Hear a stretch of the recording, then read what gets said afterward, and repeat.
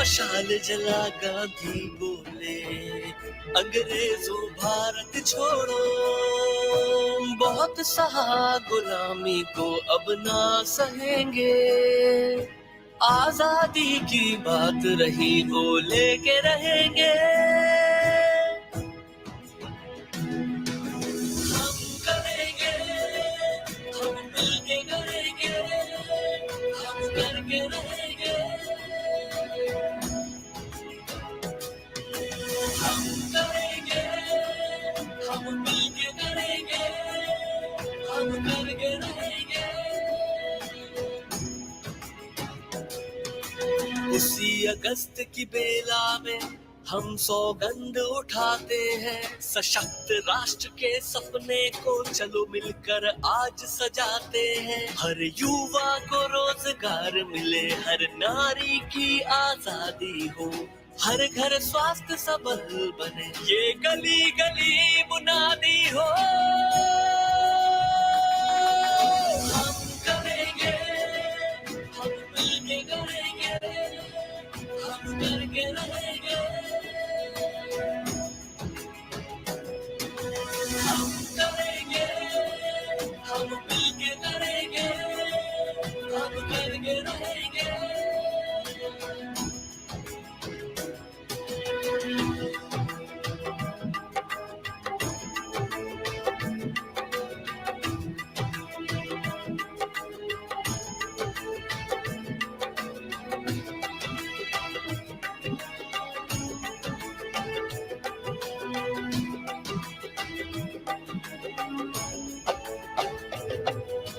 गांव गांव अब विकसित हो, जन जन स्वाभिमानी हो, देश में ना रहे गरीबी, विकास ही अपनी निशानी हो।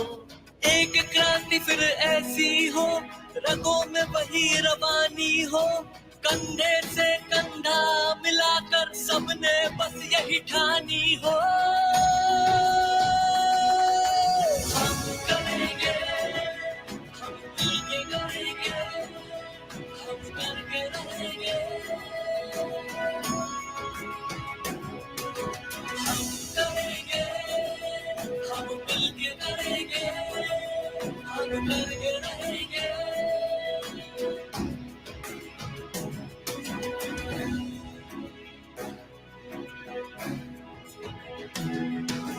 हम करेंगे, हम मिलके करेंगे, हम करके रहेंगे।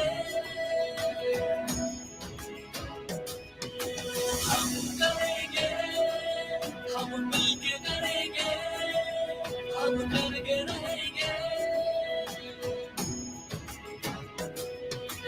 उसी अगस्त की बेला में हम सौगंध उठाते हैं, सशक्त राष्ट्र के सपने को चलो मिलकर आज सजाते हैं। हर युवा को रोजगार मिले, हर नारी की आजादी हो, हर घर स्वास्थ्य सबल बने, ये गली गली बुनियादी हो। हम करेंगे, हम मिलके करेंगे, हम करके रहेंगे। हम करेंगे, हम मिलके करेंगे, हम करके रहेंगे।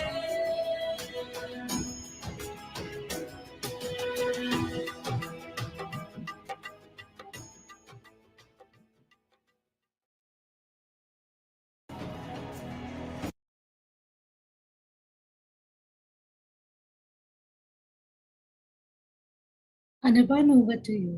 Yeah, thank you.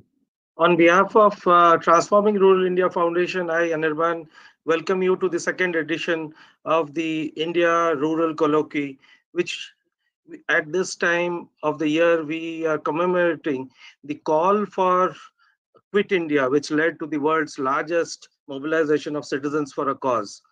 We are having exciting discussions on critical issues of rural for the past 3 days. Today, this panel looks at TRIF's founding belief that multiple sectors and multiple actors need to come together for transforming the lives of poor people residing in rural areas.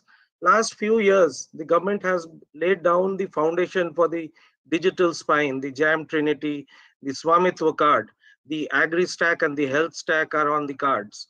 So, in this context, the engagement of Samaj Sarkar Bazaar needs to shift. And I see these shifts already visible in several areas we work on the ground. We can't have a better panel to discuss these eminent shifts and the potential to accelerate the change processes on the ground. We are honored to have the Chief Economic Advisor, Dr. Anant Nageshwaran, Vineet Rai, who is the founder of India's largest social impact fund, Anurag Beher, who leads the Azim Premji Foundation and has been a deep thinker in the development space, and R. Venkatraman, who currently leads Karkinos Healthcare. This eminent panel will be in conversation with Rohini Nerikani, who has been talking about Samaj Sarkar Bazaar for a while now. And interestingly, today she has released a book on this topic. My colleagues will share, in the interest of saving time, my colleagues will share a link providing more details about the speakers. And I will share a link of the Rohini's book, which has just been released earlier today. Before I hand over this conversation to Rohini, I would just take your time for housekeeping. You will have opportunity to ask questions to the panelists during the session. Please use the Q&A box at the bottom of the control panel to ask either specific questions to individuals panelists or generic questions you would like the panelists to address. To the extent possible, the panelists will attempt to respond to those questions, and whatever is left, our backend team will ensure that the questions are answered and placed in the Rural Colloquy second edition book. Uh, Handing it over to you, Rohini. Looking forward to an exciting discussion and a session forward. Over to you, Rohini. Rohini, you're muted.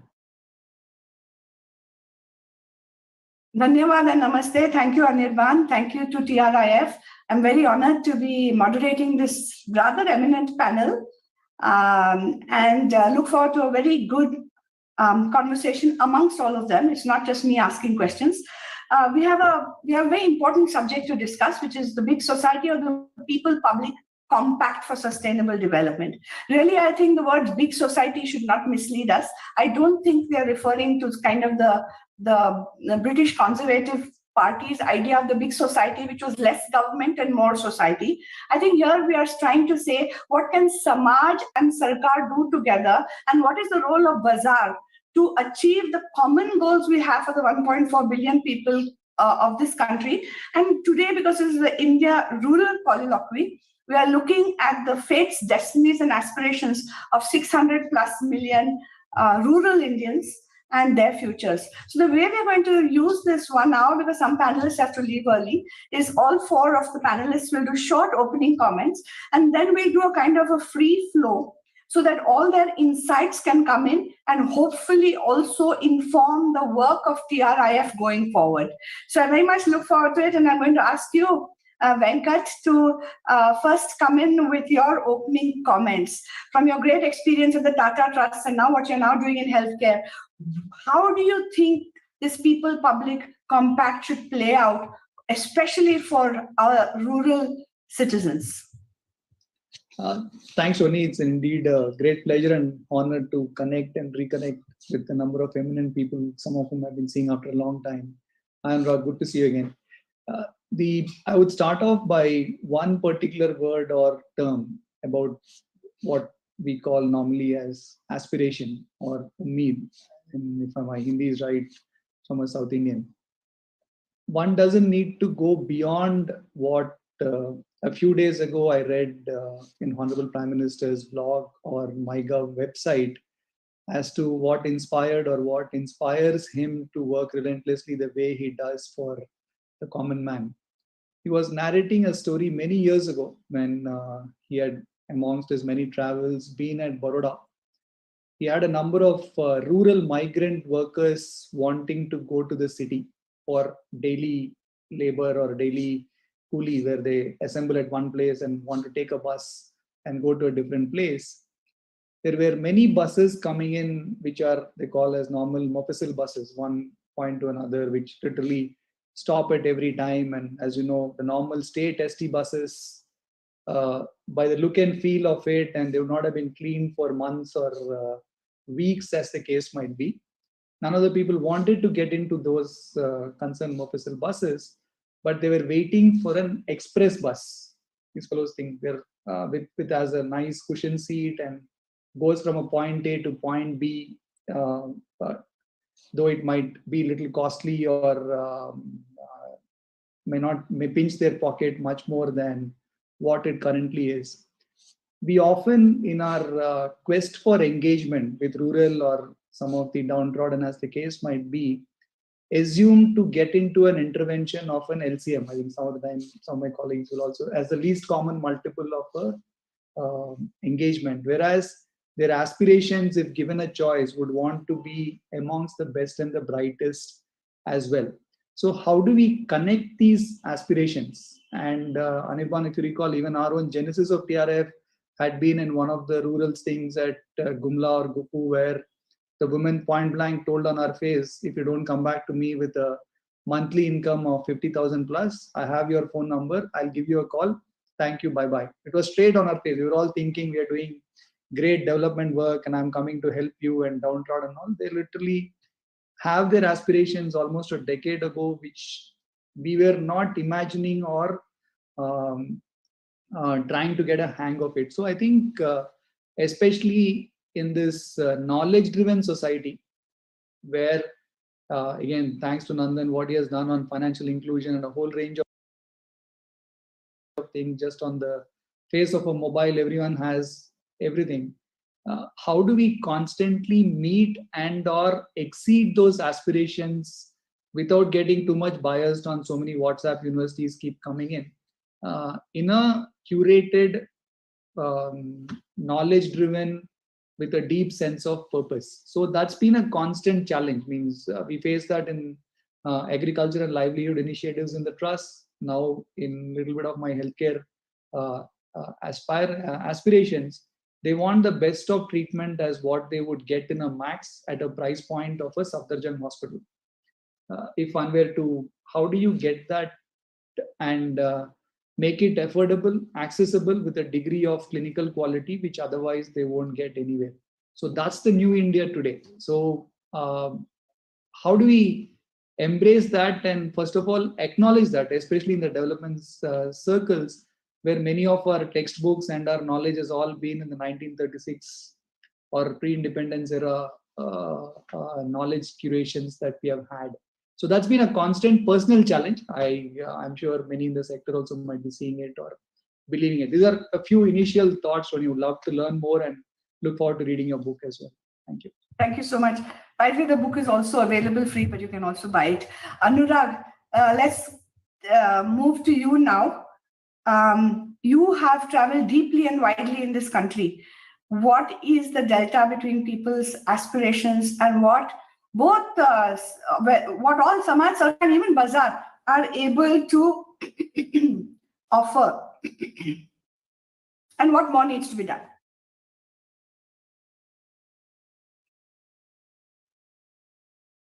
Anurag, you're on mute.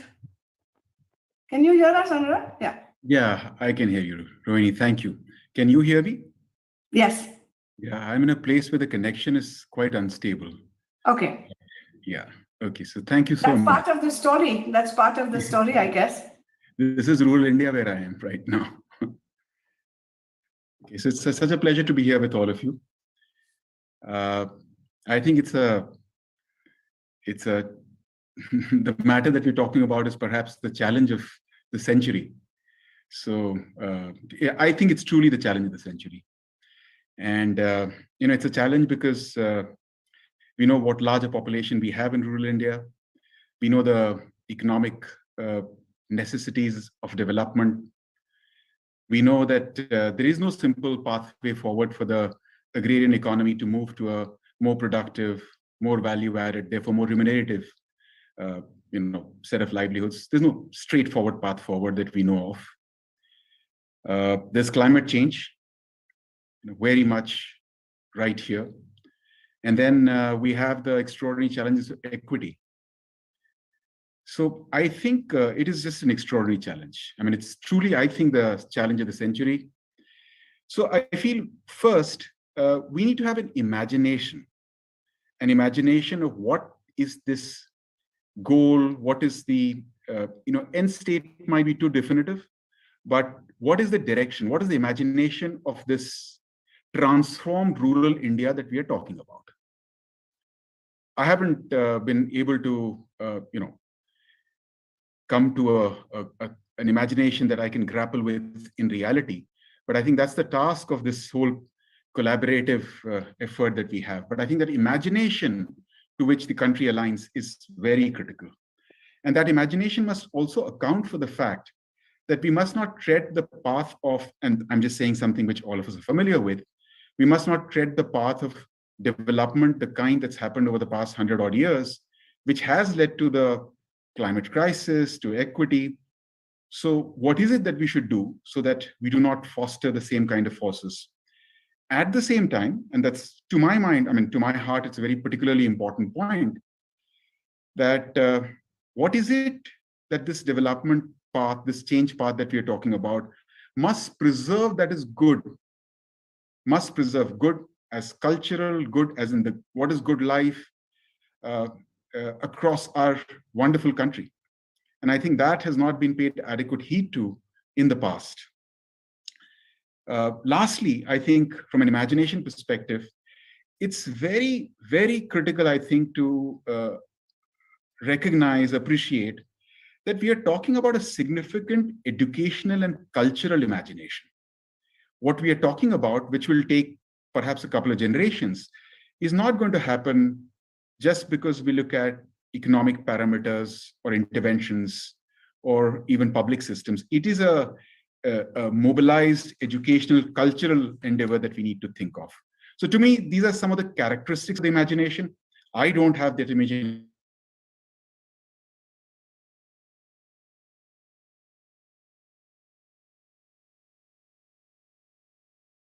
I think he's frozen. Vineet, do you want to pick up? He's, I think, saying he doesn't have all the answers, but he's asked some great questions. He'll come back, I'm sure. Vineet, to me, you represent Bazaar. Okay, sorry. You want to finish, Anurag?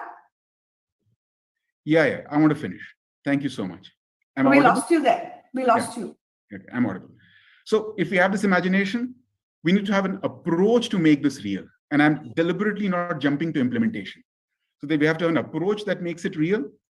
And I think some of the key parts of that approach, I think, is that we need to have vibrant institutions on the ground. We need to invest adequately in the front line, on the ground, right? When we think of investment, I think we must prioritize investment on the ground in the front line. And another thing which certainly is my bias comes from education, which is my field of work, that, it's an interesting thing. Equity leads quality. So if we ensure equity, quality will happen, right? So that's approach, imagination approach. And from an implementation perspective, just a couple of things. One, that we must be fully aware that this is not a technocratic exercise we are embarking on, or will be embarking on. It's a hugely socio-cultural, humanistic exercise, right? Mm. Lastly, decisions must be as close to the ground as possible, right? So have imagination, develop an approach, implement, and I've just briefly touched upon what I think are important parts of that. So thanks, Rohini. Thank you, Anurag. Vineet, over to you. You have represented Bazaar in a way where Bazaar is close to the people. You have done a lot of work on financial inclusion, on social impact-driven organizations. You've got big markets to follow you into the small Bazaar side. And you have a sense of what the Bazaar can bring in to achieve some of these goals. Your thoughts, Vineet, briefly. Yeah, thanks, Rohini, and lovely to hear Venkat and Anurag, and of course look forward to listening to Anand following me. But I think the most important thing that I'm trying to connect my takeaways with what Anurag and Venkat has said. So start with aspiration. The pyramid of aspiration in rural India is flat. Today, what people sitting in urban India expect, the same people anywhere in India do, because the communication has allowed that to happen. Unfortunately, the resource and opportunity pyramid continue to stay as they are. That means if you are in rural India, some people may have resources, but a large number of people may not have resources. But when it comes to opportunity pyramid, there is a huge and significant gap between when you are in urban India and you are in rural India. So when you look from a market's perspective or capital perspective or the way you want to intervene, I think the first question that you need to ask is who's your customer and what do they want? And that ties into what Anurag was saying. So what does a person living in rural India wants? And if you are not able to satisfy that want, and to Venkat actually referred to it as they want the higher quality services at the lowest price point, which is not very different from what the urban customer wants. The difference lies in actually the gap in the density. So when you go to rural India, the gaps, the spread is higher, the quantum, the wallet size, the amount that people can spend is much lower. And that actually creates different kinds of challenges to those who are trying to bring markets to this area, to bring about development. And I think, therefore, the transition that we are going through, the idea that, for example, when you actually look at rural India, what do you produce in rural India? Generally, we try to sell into rural India, but it's a very important thing to actually buy from rural India. So farmers produce something, and then there are lots of new agri-tech enterprises have come in, which are trying to sell so that the farmer has a higher income. Now, for that, the farmer needs to produce what the urban elite wants to eat. And I'll give you an example of Soulful, a company that we actually work with, where what are you transforming?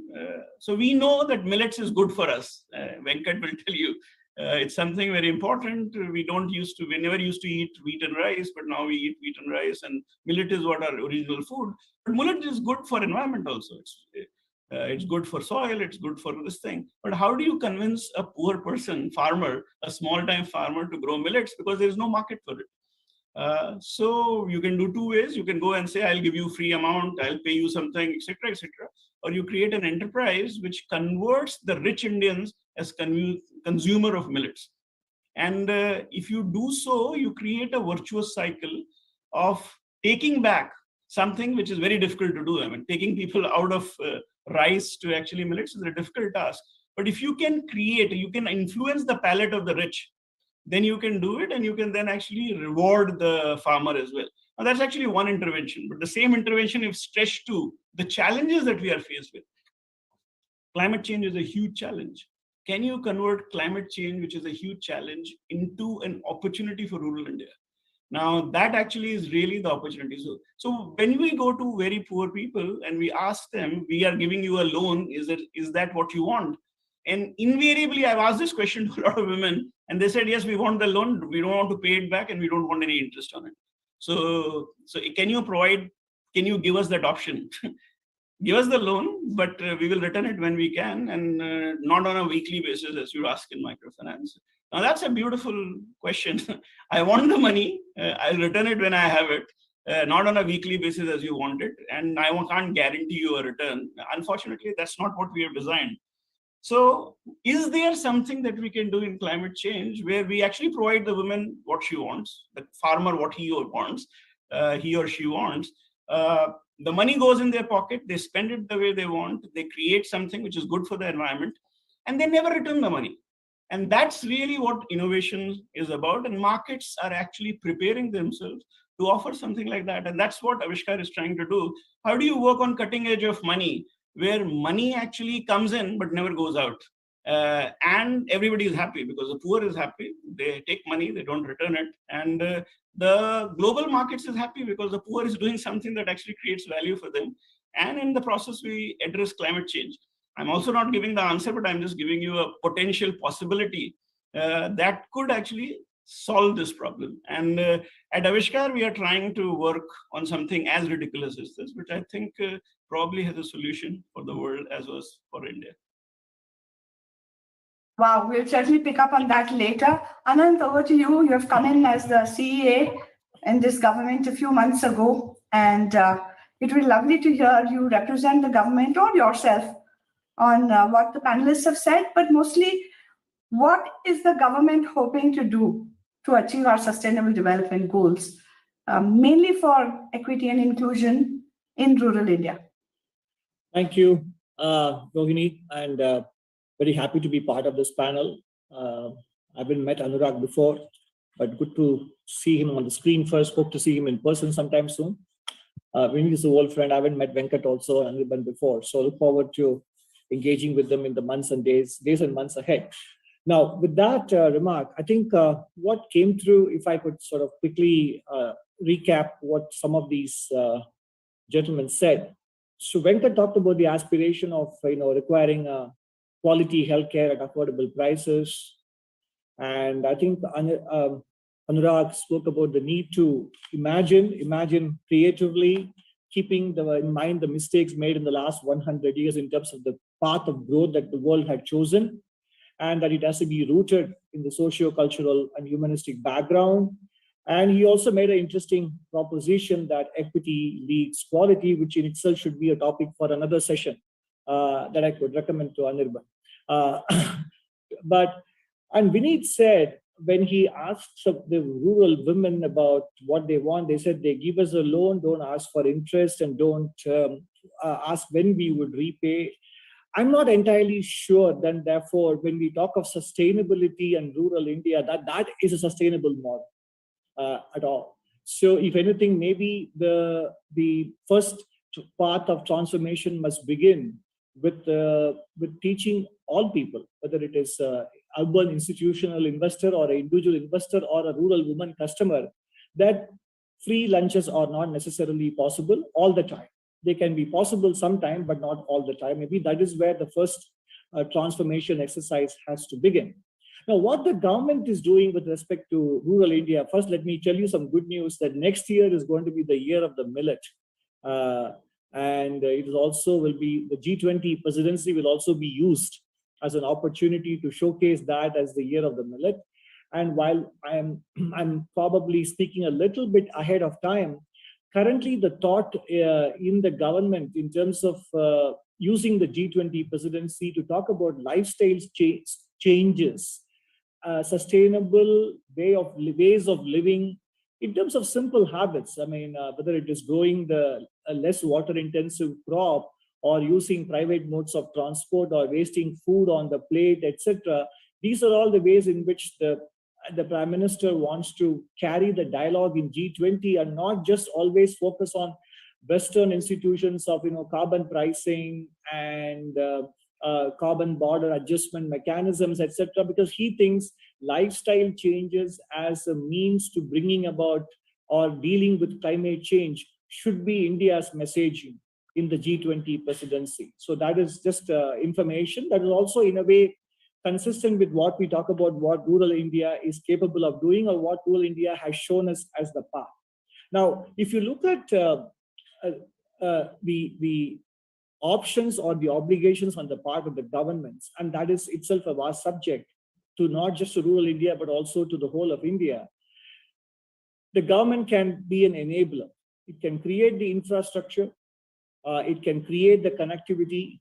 It should provide for healthcare and education, at least in the first few years of children's lives, maybe up to high school. But after that, the so-called market mechanism and the rest of the economy must do their bit as well.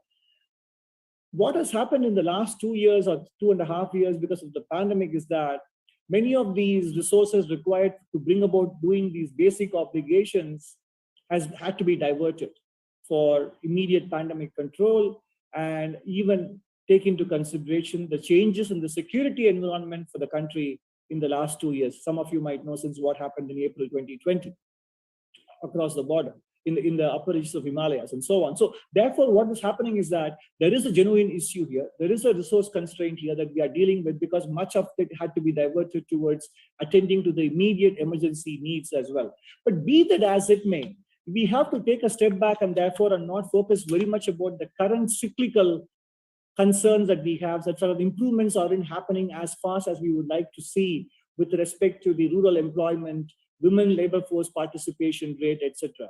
I don't want to go into the various schemes that the government has announced over the years with respect to affordable homes, or in terms of the skilling, and also in terms of rural electrification, etc., which all of us are aware of, and that is not the point here. If you look at the National Family Health Survey number 4, which was done in 2015-16, and compare it to the National Family Health Survey number 5, which was completed over a period of 3 years because of the pandemic, from 19 to 21. Now, population living in households with electricity, some form of electricity, went up from 83% to 96%, roughly. And then households with any usual member covered under a health insurance or a financing scheme went up from 28.9% to 42.4%. Institutional births went up from 75 to 87. Children under 5 years who were stunted, I think it is still high, but it came down from 41.2 to 37.3%. This is overall for the country, not just, this is only for rural areas. All women aged 15 to 49 years who were anemic, that actually went up from 54.3% to 58.5%. And women participating in household decisions such as deciding on healthcare for herself, making household purchases, visiting her family or relatives, they're able to participate in these decisions. That participation rate went up from 83% to 87.7%. And of course, women having bank accounts, we know that that was a big success story over the last 6-7 years. And also women getting married before the age of 18, that percentage came down from 31.5 to 27. So what we see here is that there is a stock of challenges and there is a flow, the incremental change. The incremental change in most parameters is in the right direction. And there are, but even then, the stock of the problem still remains substantial, which means more resources and more efforts to be plowed into these issues. And in some cases, there's even a regression in terms of stunting, etc. So what is it that we can do, sitting in so-called urban India talking about these things, is to provide the resources to the government, i.e. in terms of widening the tax to GDP ratio, increasing compliance, and also making sure that we not only ask what the government ought to be doing, holding it accountable, which by all means we should do, but also think in terms of what we can do to make sure that we provide the resources and the support to the population and the public. Certainly, it can't be saying that to the rural women, you can have your loan, you don't have to repay, and you don't have to pay any interest. I don't think that's the answer. That is unsustainable. Back to you. Thank you. I think we'll just allow Vinny to clarify. I think I'm not quite sure he was talking about giving away freebies. I think he was talking about a different form of value creation. So let's, Vinny, quickly clarify what you meant. You're not planning to spend all our money giving people loans and saying, don't worry about returning them. What exactly is the imagination? Can you describe it briefly, please? Yeah, I think Anand knows me long enough to know that I'm not advocating freebies. I think if I created that impression, the idea is not that. I think what we need to ask ourselves is, what does the customer want? And customer want access to reasonable priced capital and also flexibility. That's what we all want. Not necessarily not to return it, but if you can make it happen. So if the customer takes a loan and does something that allows me to actually create an arbitrage, where somebody else is actually willing to pay for the value that has been created. And a very simple thing, if a customer takes a loan, uses that loan to meet their own needs and actually grows a tree, for example, grows a tree. Now, if you grow a tree, that tree is actually going to convert, it's going to sequester carbon. That sequestration of carbon actually has a voluntary market, given the climate change issues that's been coming through. And if I can actually commit that lady that she will not only grow that tree, she will look after it, she will have access to that timber, and I can generate a return by the sequestration that is taking place for me to generate the returns that I could have if the woman returns the money. Then I think I've created a product that allows the women's labor to actually be valued significantly highly than the way we are valuing it. And unless we as capital market guys do not use this expertise to create value, the question about equity will never get addressed, because physical labor will only deliver you that kind of return. And so I think countries like India must therefore, given the kind of expertise that we have gained in terms of financial capabilities in all kinds of structuring, invariably, if you look at a very large enterprise, their tax levels are going to be the lowest in the world. So the invariable question that always comes is, why is the microfinance loan the most expensive? Because the poor should not actually be paying. We have always justified it by saying velocity of money, quantum of capital is too small, so the interest, I mean, I have justified it all my life. But I think time has come for us to challenge and question the justification. And also, when big guys are actually taking a lot of advantages, how can we use our capital capabilities to create value for them? This is not to make them unaccountable. It is actually to reduce the pressure on them so that they can actually start competing for the equity that is missing. Thank you, Vineet. I've seen a lot of innovation in the financial inclusion sector over the last few years, and we always need more innovation. I mean, in some sense, PES, right, was tried out also. How do you, I mean, this question needs to stay on this table and many experiments need to be done. How do you create continuous regeneration of the ecology? And how do you create different forms of market value for it as well? Not only, but as well. And you brought in one part of that. So I hope Anant is clarified that, in fact, as we all know, for the most part, the poor, even when they get microloans at very high interest rates, have consistently shown over 40 years that their repayment rates, I'm sorry to say, are higher than many of the corporate people whose loans have resulted in bad banks having to be set up. So in that sense, that experiment has been a huge success, and more innovation can come on the back of some of those lessons. But let me just, so in the sense, we are trying to ask, what do people want, right? What products are we going to create? What social movements are we going to create that are closest to the heart of the people? I want to ask this panel, in 2022, and especially post-pandemic, when so many people went back home, right? And not all of them have returned.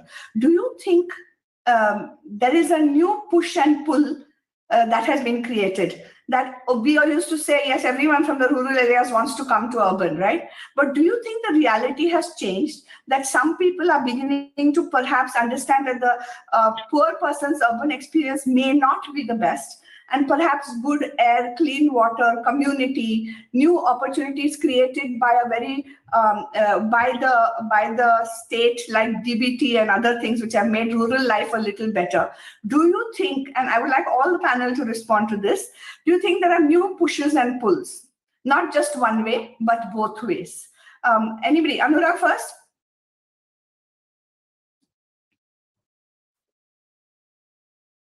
Yeah, Rohini, I don't know whether there are new pushes and pulls. That I don't know. But perhaps there's a new realization, right? Which is in big part what you said, which is very accurate. That, if I live in some village outside Mau, outside, some distance from Varanasi, ye theek hai, yahi reh jaunga, right? What is it that I'm doing in Bangalore? So I think that is, it sounds very oversimplified, but I think that's a significant thing that I see on the ground. And at the same time, it's not as though, the kind of sectors that these people are working in have fully bounced back from an economic perspective, right? So I don't think it's a new thing, but it's a new realization. Right. Anant, would you respond to this next? Do we see this, and tying into your point that the Prime Minister is talking about, how do we rethink what a good life is? No, absolutely. I think that is needed because, anyway, but just to clarify, I was just using Vineet's remarks, whom I know for the last 20 years plus, to make the point that, and which you also kind of alluded to when you said, private corporate sector has been more delinquent than the rural borrowers, and that point is very well made, which basically boils down to the issue of accountability. So I was just trying to drive home the point that across government, across the private sector, rural or urban India, accountability has to be one of the building blocks of bringing about transformation. That was one. The point is, I think we should go back to what both Venkat and Vineet said.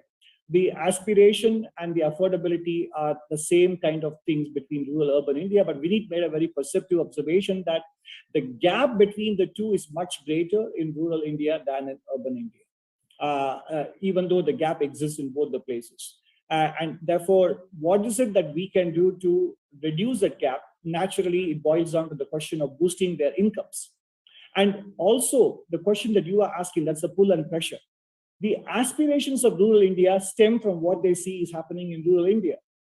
So they want to emulate the same consumption habits, lifestyles, and want to own the same kind of vehicles, consumer durables, etc. I mean, you can't say, this is exactly what we are saying to the West. You guys have had it, and then now you say it's unsustainable. Therefore, you guys should stop acquiring them. That's what the West is selling the East. Now urban India can't tell the same thing to rural India. What we are doing is unsustainable, so please don't do that. Then in that case, you have to set an example. We have to set an example.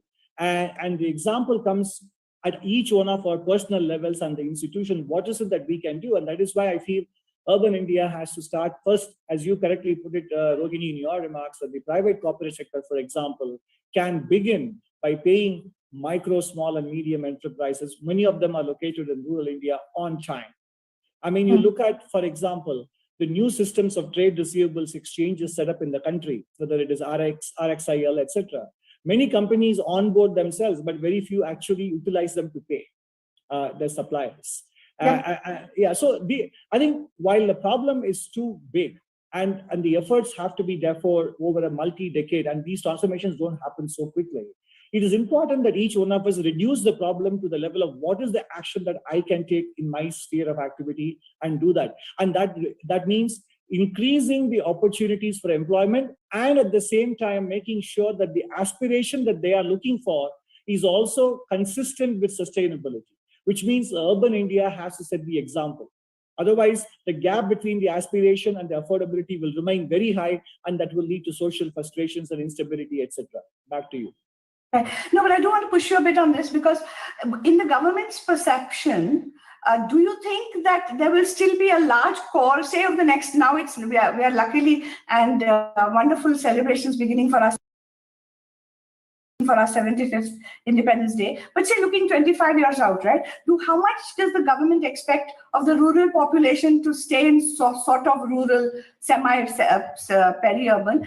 And this whole talk of, say, increasing value and productivity, right, through things such as like food corridors, etc. Can you talk a bit about the vision of the agrarian economy for the, say, I know 25 years is a long time, but anything you can tell us which will again feed back into TRIS work? I'll take a stab at it. I mean, if you look at the transformation that countries across the world have achieved, it is natural that the share of agriculture becomes smaller and smaller as countries develop, because you still only eat 2 or 3 meals a day. So it is not that as economies rise in prosperity and in size, agriculture also grows commensurately. That doesn't happen. It has to be the case that therefore appropriate industries do get located in rural India. It is not as if rural India has to migrate and the share of urban population has to increase. It can well be the case that rural India gets well connected, in which case they can still be called rural or semi-urban or whatever, but still be plugged into the overall economy. And that is what the government is focusing on. So I don't think we should be looking at migration to urban India as a sign of progress. If anything, that's a sign of lack of progress. And we need to create the enabling infrastructure, and that includes not just internet connectivity, broadband, or roads, but also education and health opportunities in the rural India, such that an urban person wanting to relocate for better or cleaner air and peaceful life, etc., should be able to get at least the basic minimum. In fact, we should be looking at reverse migration to the extent possible, not just of. Now you're talking Anirban's language. Yeah. Rural, it's not a question of making sure that the rural people who came back to their villages during the pandemic go back to urban India. That is not a sign of progress. If we can actually also help make our cities livable by making our city successful urban dwellers seek opportunities and create opportunities in rural India, that would be the exact win-win approach that we should be pursuing. Right. Yeah, thank you. Anurag, okay, wait. First, let me ask Anand. No, sorry, not Anand, Venkat. Anurag is challenging us, saying that it's not a technocratic vision, but a humanistic vision, right? But I do want you, Venkat, to talk about the possibilities of a technocratic or at least technology-enabled vision, where actually what Anand is saying may come true, that everybody doesn't need to move into urban areas, but because of various things that technology enables, where with Avanti you are doing microloans, there are so many ways. What Vinit is talking about, how do you increase productivity and markets so that people who are creating produce, etc., may be able to live better off where they are living, and yet go up the value chain and the lifestyle chain without being unsustainable. So actually, what is the positive role of technology here? And Vinit, you can kick in after that. Thanks, Ronnie. 2 or 3 things out here. One, we need to acknowledge and realize that this is as much a behavioral science issue which is intergenerational rather than a conventional technology or a financial issue or a healthcare issue alone. That's one. Second, in order to achieve equity, we must have humility in terms of there are many unknown unknowns in this world, both as individuals as well as some of the recent images of the James Webb Telescope indicate to us how stupid or how unknown we are when we compare ourselves at a cosmic or an intergalactic level. We might have our own notions of who we are in this world. In Delhi, Anand will tell you, first thing they start off, do you know who I am? Because I don't know who you are. How do I know what you do or where you come from? When we start with that degree of humility in embracing that we are part of a much wider cosmos, each one of us would start believing and attempting to make a difference, first starting with things in and around in our wider circle and within the much larger ecosystem in wanting or attempting to make a difference to the quality of lives of people. That is one. Second, we also would need to recognize as and when people's migration has been a perennial process since 20,000 odd years. We cannot change it overnight and expect probably people like Sridhar Vembu are very rare when they go back in town and try to do X, Y, Z. But if you ask, again, sorry to make a very provocative question, you can't ask the government of India to be run from Vadnagar today. So the PM might go, none of the civil servants will go anywhere close to Vadnagar. Let's acknowledge that reality that whether critical infrastructure, both on healthcare or education, will all be remaining in the top 5 or 6 cities for the foreseeable future. That's the second bit. Third bit, at the same time, if we start unbundling the various pieces of the knowledge ecosystem in a tiered hierarchy of a hub and spoke and a further spoke, by virtue of today, you have an air traffic controller. He can be literally anywhere in the world, but still can navigate an airline for 90% of things.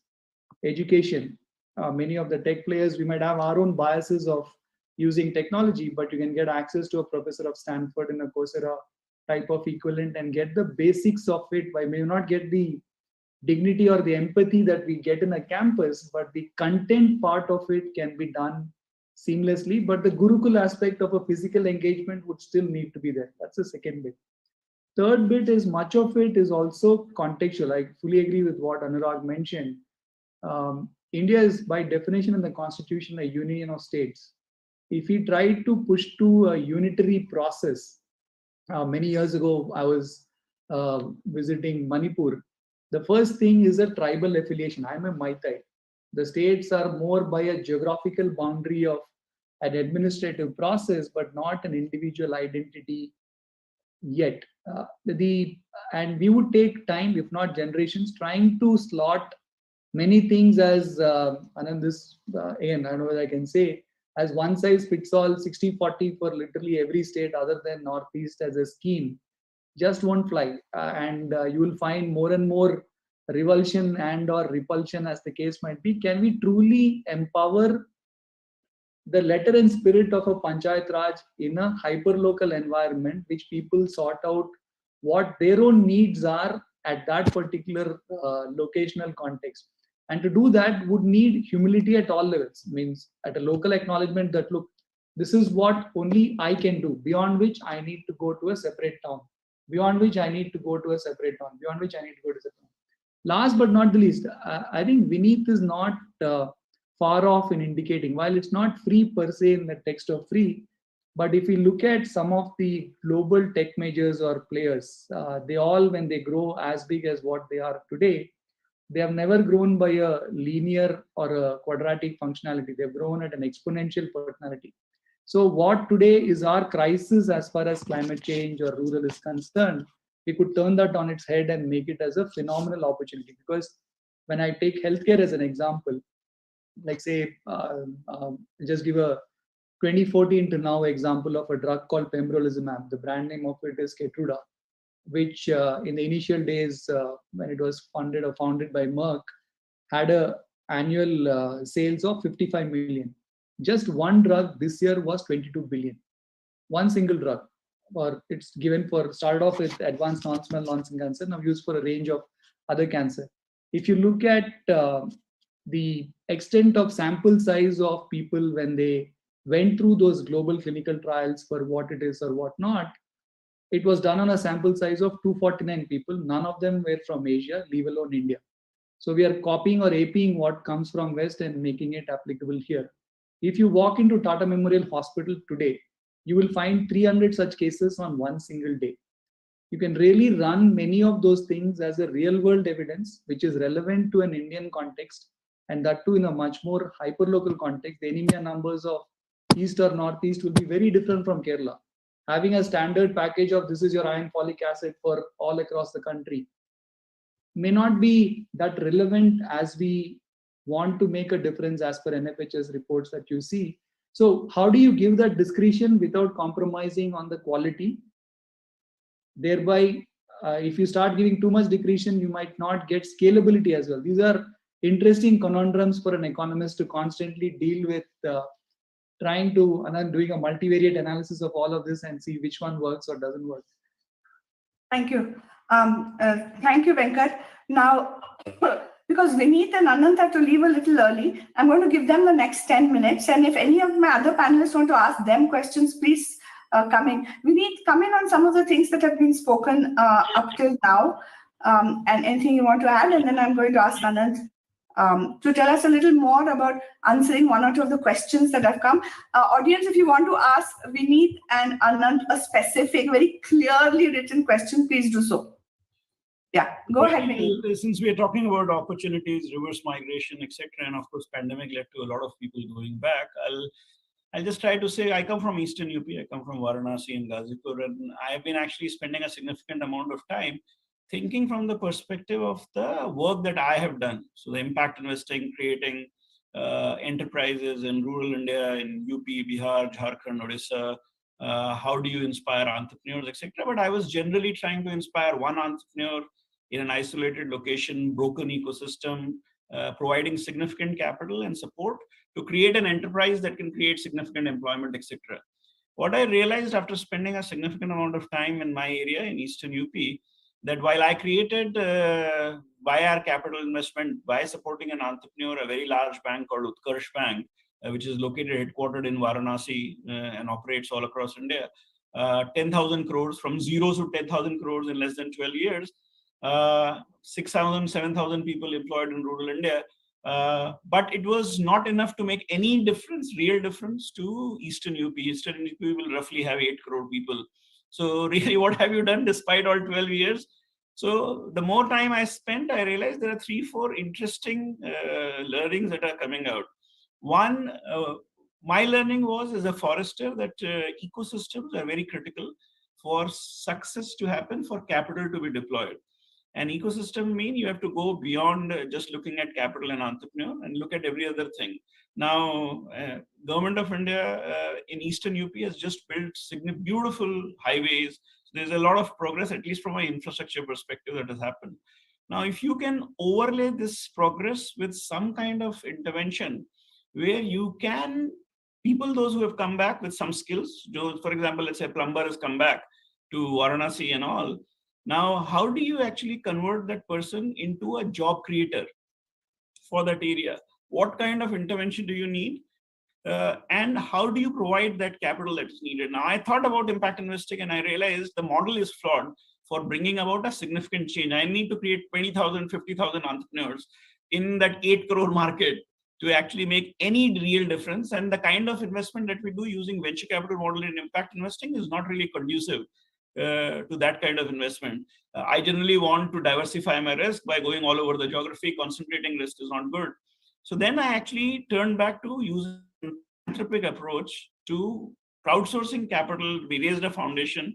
We will raise it, and what we will do is actually go to the schools and try to inculcate in the government schools a desire to actually think about a business as an option. So today you go to Eastern UP, you will largely have either people want to be an IAS, IPS, or a peon, but not necessarily an entrepreneur.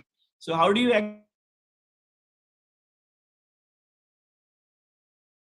do some business plan competitions, etc.? That's one stage.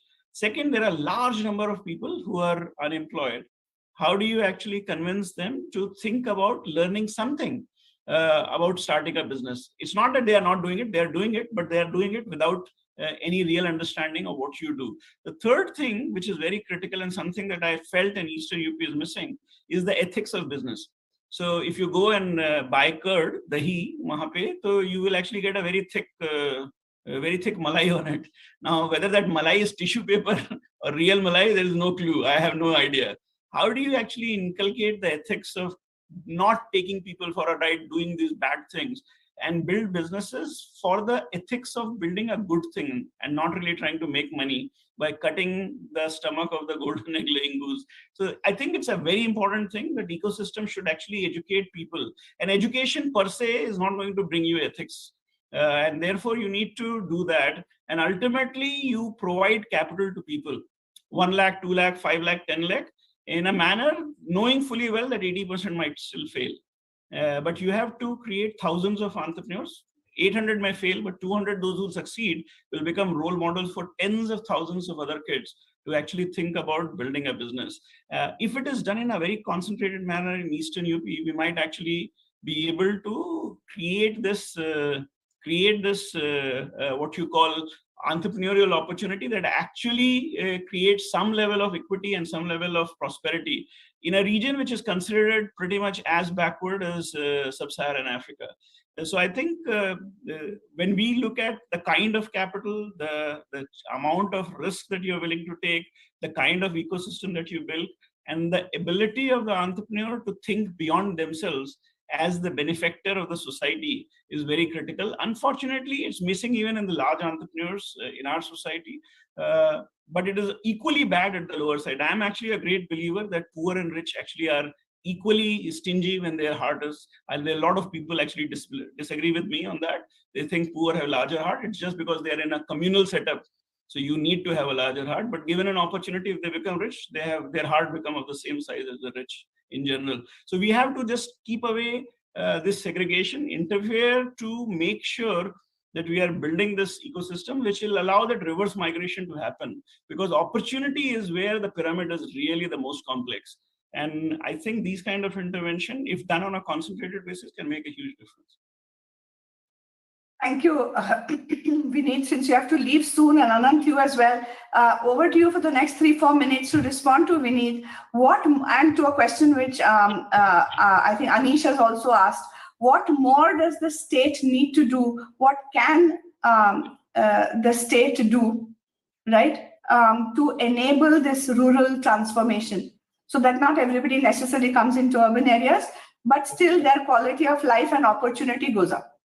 Yeah, I mean, see, I'll try, since the overall theme is about transformation, let me try to stick to that theme. I think Mark Twain once said that all my best ideas were stolen by my ancestors, and I must say all my best ideas were stolen by Venkat, because he said everything I wanted to say. He spoke about humility. He spoke about the need for businesses to emulate what Sridhar Vembu is trying to do sitting in Tenkasi. And also he spoke about Panchayat Raj and devolution. how many states have appointed their own finance commissions, which they have to do as per constitution, and then transfer powers to the Panchayat Raj institutions. So there is a devolution of responsibility, but there's no devolution of authority as well as resources. But even if that happens, we all have to be very clear. Let's say there are one or two states that do this. But we shouldn't be looking for results, and we shouldn't be impatient, because it's one thing to give the Panchayat institutions authority and resources, but they may not have the capacity yet to be able to deliver on them. So we need to be patient. We need to understand that many of these things require time to fructify in terms of results. So that is something that we as critics, or we as so-called experts and elites have to be aware of. And then, as Venkat said, how many people are willing to actually walk their talk, as Sridhar Vembu is doing, in terms of picking up talent from rural India, training them and giving them the opportunity to grow? He could be doing it in software, but there could be many other businesses we should try. That is the best way to use the skilling and vocational training that the government is giving through PM Kaushal Yojana, etc., and putting that into action and seeing that. I think that is the second thing we need to do. And the third thing I would say is, one of the questions, what should the government continue to do? I think the government should continue to do what it is doing in terms of making sure that the rural India is connected in all possible ways, and at least the basic healthcare and education, functioning schools, functioning toilets in schools, functioning water taps in schools, and healthcare, they need to be provided. Lastly, I would say what the government can and should do much more easily without depending on others, and it doesn't require resources, it requires mindset that maybe is more difficult. And it is not just the union government, but governments at all levels, is to reduce what I call the LIC Raj, license, inspection and compliance Raj. The amount of bandwidth that a rural business person or a woman or a man has to meet with government compliances and inspections, and the amount of money they spend as a proportion of the resources they have is humongous. And they don't have human resources as well. They are the one-person show in many cases. If you look at the data on periodic labor force survey, self-employment has gone up a lot in rural India, and that is sometimes a proxy for disguised unemployment, actually.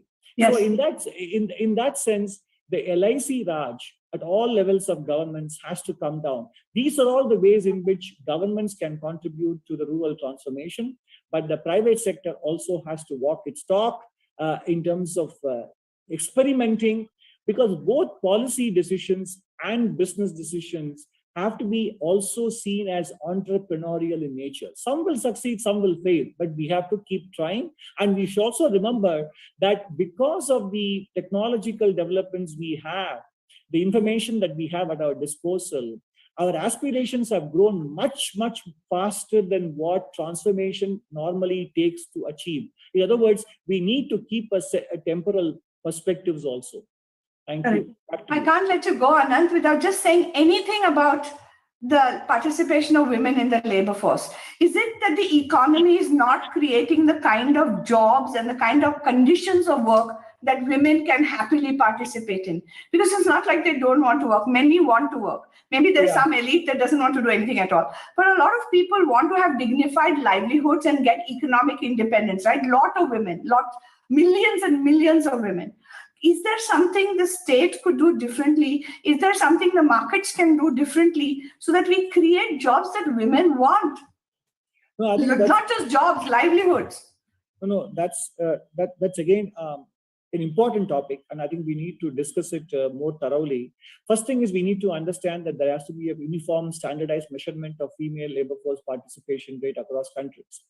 When we are told that our neighbors have much higher WLFPR, we need to be sure that they and us are measuring it in the same way. So that is very first thing. And second, we have lost a lot of labor force participation rate on the part of women in the last 2 years after the pandemic. So whatever percentage we had, no matter how low or high it was, that has come down. To some extent, I still believe that much of it would be reversible and would be reversed given time, because barely had the pandemic subsided, we have the new uncertainties there. So we probably need to keep that in mind. Some of it is reversible. And the third, some of the changes that are happening with the what the pandemic has done is to also give women also a choice to choose the kind of work they do.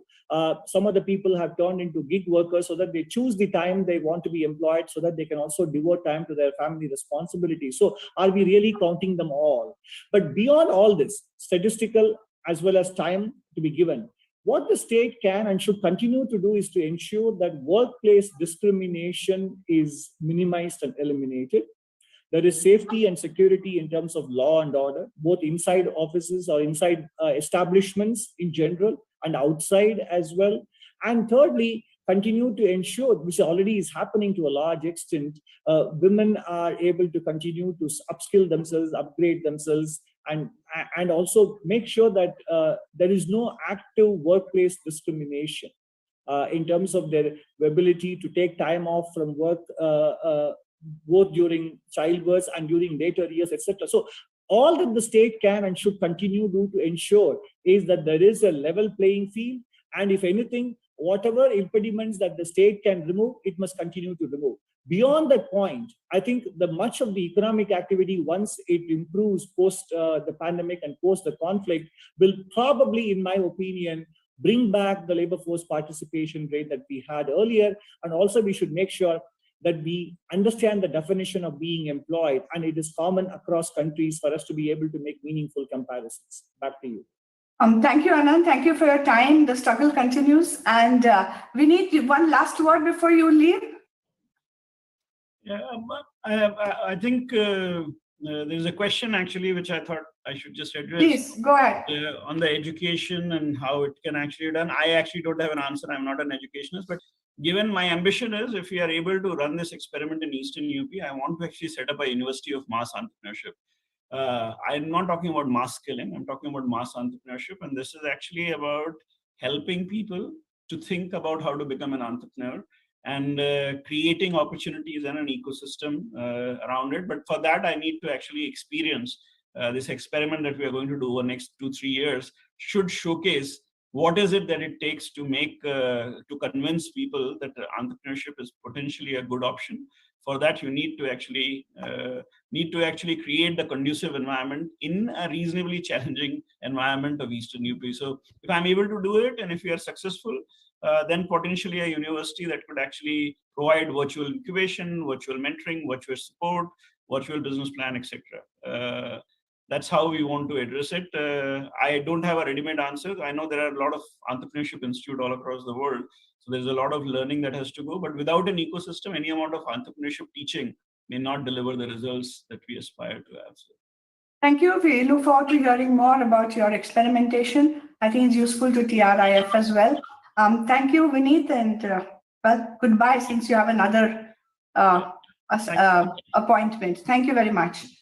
Anurag, thank you so much, Anurag and Venkat, for your patience, especially Anurag. Anurag, please chip in and say whatever from your impressions of what's been going on, and then, of course, Venkat. We have a few minutes. Yeah, so many things, you know.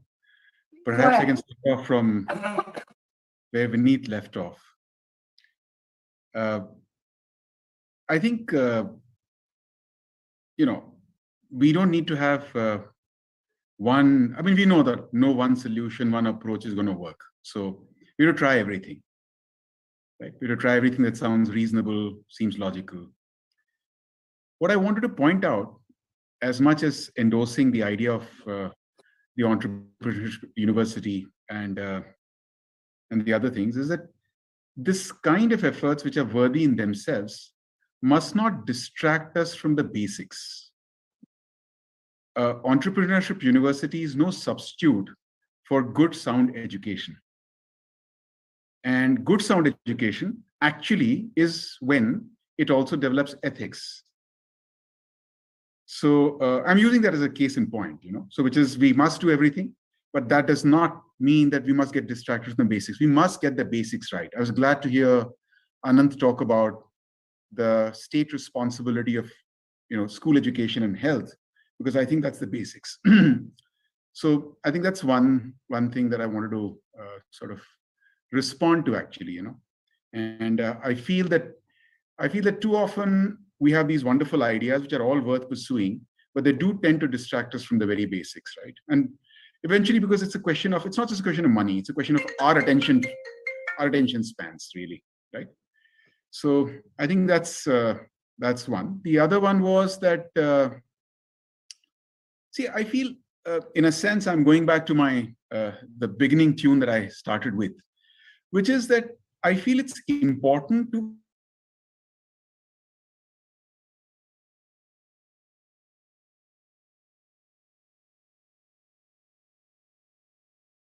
We'll wait a second or two. But can you hear me? Yeah, now we can. Okay. So I was saying that I think it's important to acknowledge. It's important to acknowledge that we don't know what to do. We know pieces. We know, we have hypotheses here and there. But the grand challenge that is in front of us to say that, more than half our people still live off the land. How are they going to get transformed, right? With the whole matter that we were discussing on livelihoods, equity, climate change, women's aspirations. We don't know the grand solution. And there is no grand solution. But I think an acknowledgement of our lack of understanding and knowledge will get us a long way. We shouldn't have these glib, and in this panel, nobody had glib answers, but we shouldn't have these glib answers to ourselves. Oh, let's do this and we'll get transformed, right? So I think that acknowledgement is very important, very, very, very important. Venkat, you want to respond to that? I also do want you both to come to the real challenge of climate change. And in rural India, first of all, climate change is already here. We're not even talking about what's happening in Assam as we speak, or many other parts of the country. The monsoon is always a period of extreme devastation for many, many people in North India and increasingly around the coasts of India as well. We are not talking enough about climate change is already here. Now, there is stuff happening at the macro level in terms of mitigation. We are talking about hydrogen economies, whatever that is. But at the level of rural people's lives, we talk about adaptation, we talk about resilience. Any thoughts on this, Venkat? And again, Anurag too.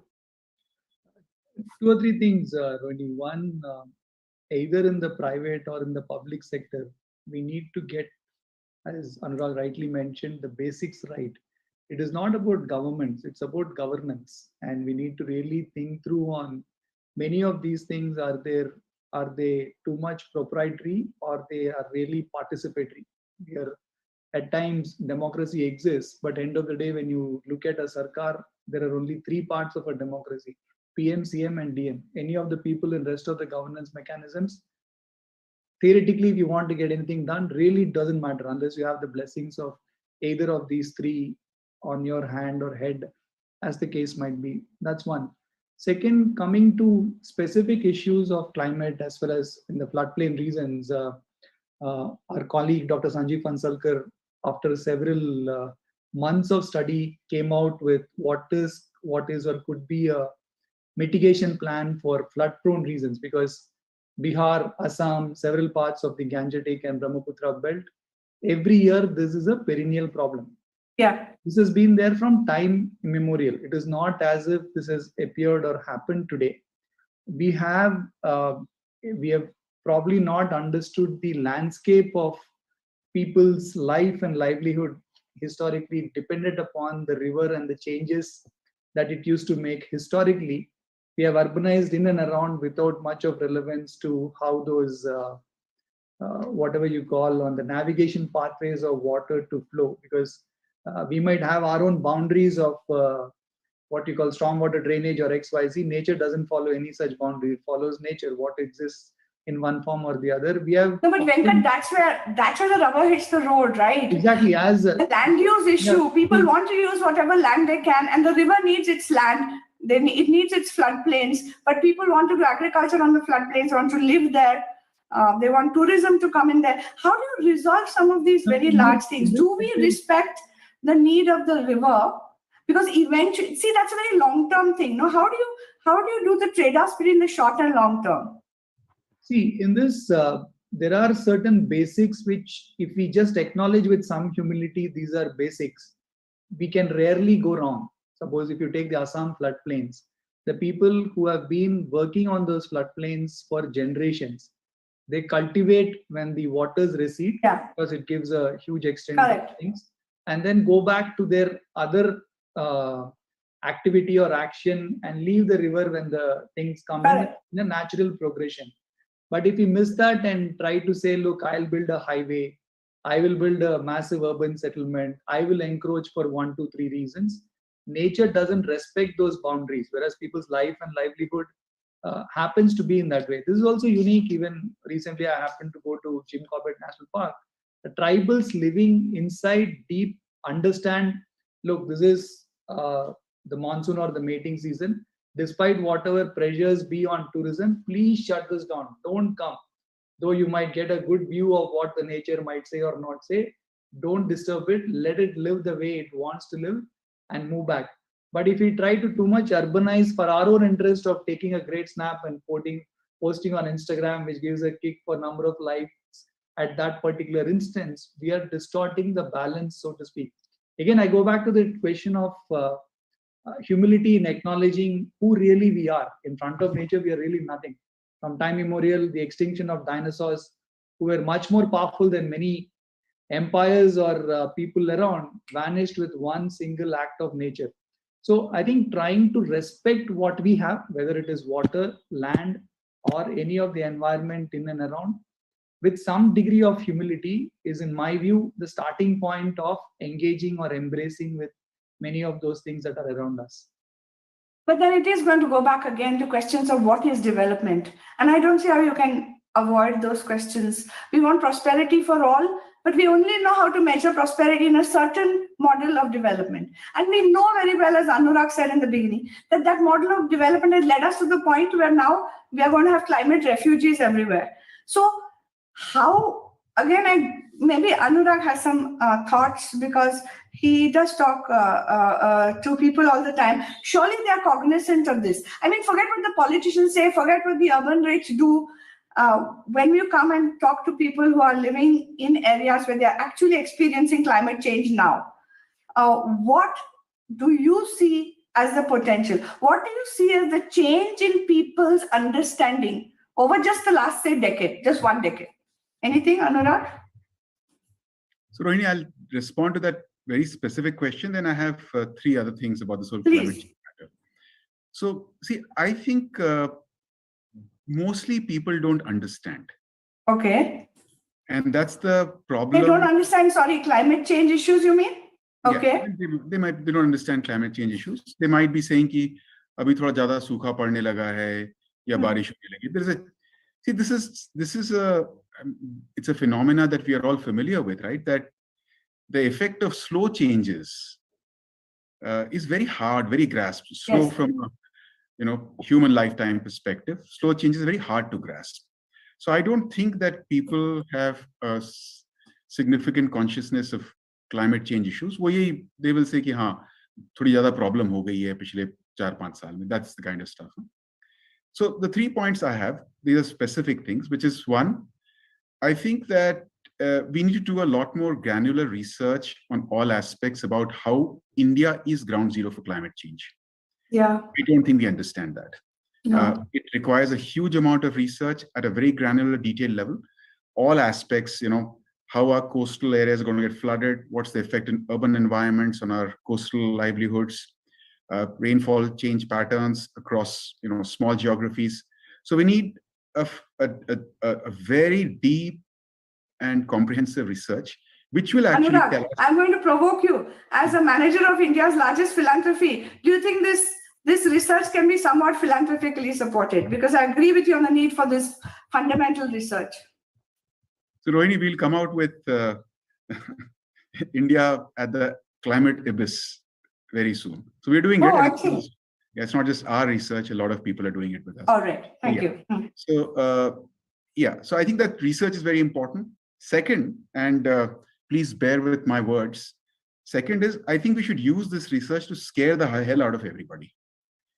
and scare the hell out of everybody. I don't mean the farmers or the kind of people we're talking about in rural India. People like you and me. I think we're just living in a dream world. We are not conscious what is going to happen to our country, not 50 years later, in 10 years' time. The heat traps here. So I think I'm putting it in a certain way. I think it's a huge mass public mobilization campaign exercise on how real this thing is in the here and now for us. So research, scare the hell out of people like us. And lastly, focus intensely and granularly on those livelihoods that are most vulnerable, and have a clear and specific plan for adaptation over the next 10, 15 years. Other stuff, of course, we should be doing, but getting a adaptation plan for all vulnerable livelihoods is, I think, critical. Yeah. So do you want to answer? There's a general question, but it's addressed to you. Do you want to try and answer that? Anurag, question to Mr. Bihar. You talked about ensuring basics in place, education, health, basic. We have seen government attempting and failing at these. How can government, market, and community ensure that such basics are delivered? You want to take a stab at that before I go back to Venkat? Yeah, sure. We can have a couple of hours or 2 days of conversation on that specific question. I think there is no substitute to strengthening the public education and the public health system at the level that we're talking about. So I think that's one. I think, in my view, the government of India has come up with a really comprehensive, far-reaching national education policy, NEP 2020. Its implementation has sort of started. If we do a good job of it, it will be really transformative. But I feel that there is no substitute to the fundamental matter of public systems being improved and strengthened on these two matters. Yeah. Anurag, to your point, we have 10 minutes left and I want to close exactly on time. Anirban, I'll give you the last few minutes. But Anurag, you said we should scare the living daylights of people like you and me. My question to you is, do people act better out of fear or hope? Like, I've seen people, especially the elite, they've already seceded from most things, and that includes me. We've seceded from all the public systems. We live in gated communities, all that thing. If we get frightened by these, maybe the hordes of people who are going to suffer, will the elite actually withdraw and say, Abhi, hum kya kar sakte hain? Or do you think they'll be inspired by hope to say, if we don't do this together, can enlightened self-interest kick in? Anurag, let me take that first before you come in. Yeah, please do that. Please do that. Sorry, Venkat, please. Rohini, unfortunately, negative motivations work much better than positive motivations. I don't want to name an edtech company. Recently, it's well known and well articulated everywhere. Yeah. The way they do sales is ask a question for a second standard kid, a sixth standard question, and say, look, your child will fail because he has not taken this XYZ package. Because of the fear of a person not getting or being competitive in and around that cohort, sells easily. If you go and tell that, look, this is good for you, very rarely XYZ has happened or not happened across. This is, I'm mentioning. No, but how will that work in this instance? Frightening the elite, how will that work according to you? Say, like, if you take a climate example. Sorry?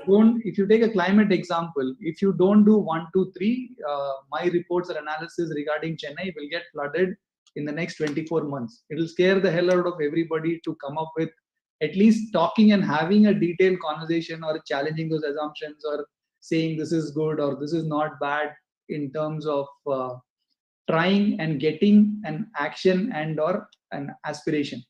This is the sad part, which is true, which happens in even in the healthcare space that we are in. If you go and tell that, look, this is a good wellness thing, it's nice for you, do it.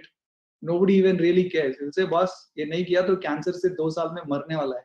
Then suddenly guys keep thinking, saying, look, boss, there is some problem with me. I need to do something. Let me go rush and check it out, whether it works or not. That's a behavioral change. So the internalization of a crisis or an emergency creates the opportunity for change. Absolutely. And innovation. Absolutely. Okay. Back to you, Anurag. We have very few minutes left. Yes, totally agree with Venkat. Okay. You got to do both together, which is scare the living daylights out of them and then give them hope. Okay. Yeah. Anirban, do you want to come in now on if you have any questions for the remaining 50% of the panel? I have a question for you, Ronnie. You've taken in fact, very interesting seat. Ideally, I would have liked to hear from you on this specific subject and granular thoughts, because you have been in this space for long, been an entrepreneur as well as in development space for quite some time. We'll anyway read your book. I'm not saying that's a substitute for not reading a book, but as far as some of the questions that have been raised and attempting to answer, how would you respond? So it's really not my call to do this, but I would say I have begun to believe that as Samaj, we need to do more. To first of all, to see ourselves more as Samaj and to see in ourselves the agency to do more. That the bazaar is there, the sarkar is there. Both have been created so that Samaj can do better, right? So how do we here in Samaj make sure that the bazaar and the sarkar are more accountable to the larger public interest? You can't do that by sleeping. You can't do that by expecting governance to happen on its own. You cannot just be a consumer of these wonderful things which allow instant things to happen and come to you without understanding that there are also negative externalities that the market creates which land up on your head as a citizen. Similarly with Sarkar, yes, Sarkar can do this much, but it can't do everything. So what is Samaj given up in the hope that the state will do everything? And what do we need to take back? I think we need, in the modern democracy, modern nation state, we need to reimagine the idea of what true citizenship means. Doesn't matter if you live in a city or a rural area. I think the role of Samaj and the institutions of Samaj as well, and there are so many kinds, quasi-religious, institutions such as think tanks or civil society organizations, just reimagining the role to take back more agency to solve problems, especially to a hyper-local level. We don't have much choice. We are not simply consumers of a market. We are not simply subjects of a state. And given the kind of complex problems there are, we know very well that Samaj will have to work with Bazaar and Sarkar. So how are we going to reduce the friction to collaborate? All the things we talked about today require the reduction of friction and the reduction of the deficit of trust. So I am interested in some of those issues as they play out in our very diverse and complex society, where at the young age of 75, we still have 600 million people possibly to bring back into the fold to have a more dignified life. So these are the questions I'm interested in. Anurag and Venkat, last thoughts, please. And really, Anirban, if you want to kick in after that. Just last thoughts and then over to Anirban. Anurag, please. Over to Anirban. Over to Anirban. Any last thoughts? Over to you, Anirban. Okay. So this has been wonderful. So I will not even attempt to, try to summarize or anything, because we have discussed a whole range of issues, starting from the basics, going to basics. And that's where in TRI, we looked at what Anurag was saying, that there are so many things to do, but unless you fix the basics, the opportunity for the next generation, which Venkat was saying, that the challenge is intergenerational. Much of the people we work with today, there is only a limited window. The bigger window of opportunity is there with the unborn child, with the mothers who are going to be pregnant. So those are the places. So how can those be different? The next generation, how can they be different? That's where we are focused upon, that's where we are looking for solutions. And of course, initially it's interesting, Anurag said that when we started TRI, and Venkat has been part of that journey so strongly. So our hypothesis at that time was solutions are by and large there. They are not in the same place. It is like they are solutions, but they are not in the same box, not working in a targeted manner in the same geography. So as TRI, we initially thought we just need to create business processes, engagement processes for these solutions to come and work in the same geographies with the same communities, bring in agency and leadership of the communities to engage with those solutions and take it forward.